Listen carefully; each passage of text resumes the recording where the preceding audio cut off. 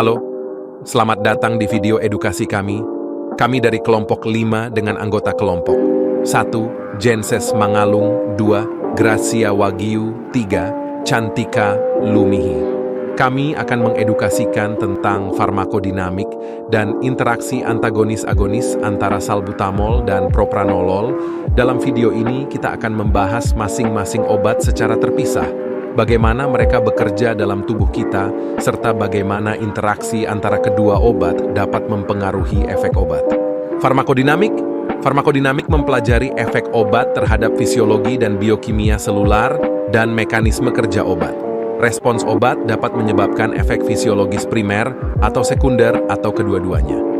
Efek primer adalah efek yang diinginkan, dan efek sekunder bisa diinginkan atau tidak diinginkan, atau interaksi obat dengan reseptor di dalam tubuh kita dan efek yang dihasilkan oleh interaksi tersebut. Mari kita mulai dengan memahami apa itu reseptor.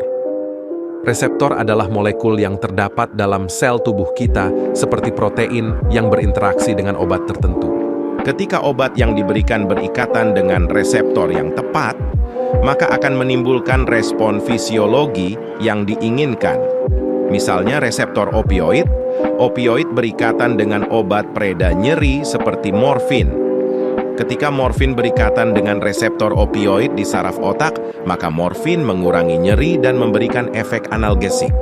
Selanjutnya, mari kita masuk pada efek yang dihasilkan oleh interaksi obat dengan reseptor atau target.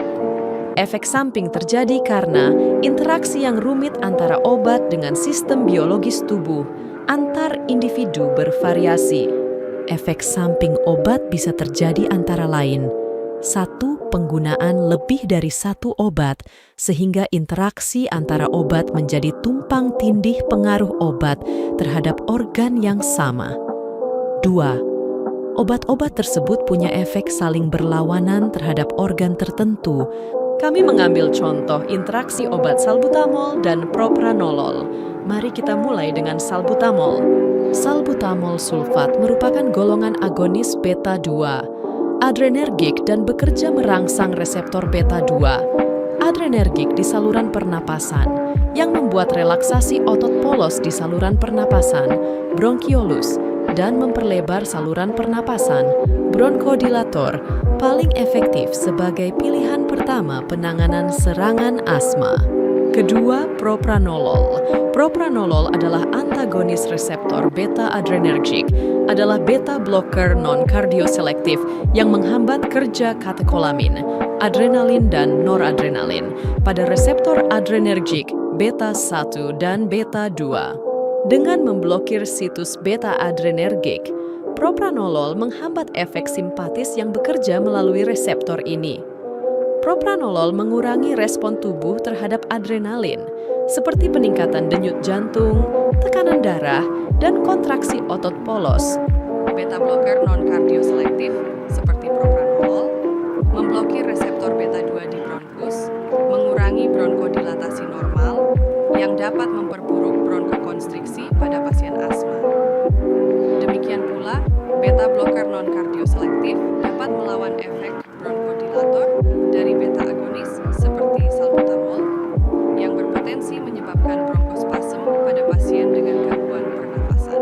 Salbutamol, jika dikonsumsi bersamaan dengan propranolol, akan meningkatkan resistensi saluran nafas dan mengurangi bronkodilatasi akibat blokade reseptor beta-2 adrenergik.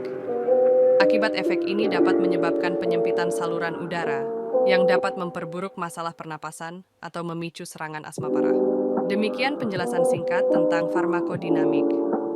Penting untuk diingat bahwa respons tubuh terhadap obat dapat bervariasi, oleh karena itu, penting untuk selalu berkonsultasi dengan tenaga kesehatan seperti nurse, dokter, ataupun apoteker.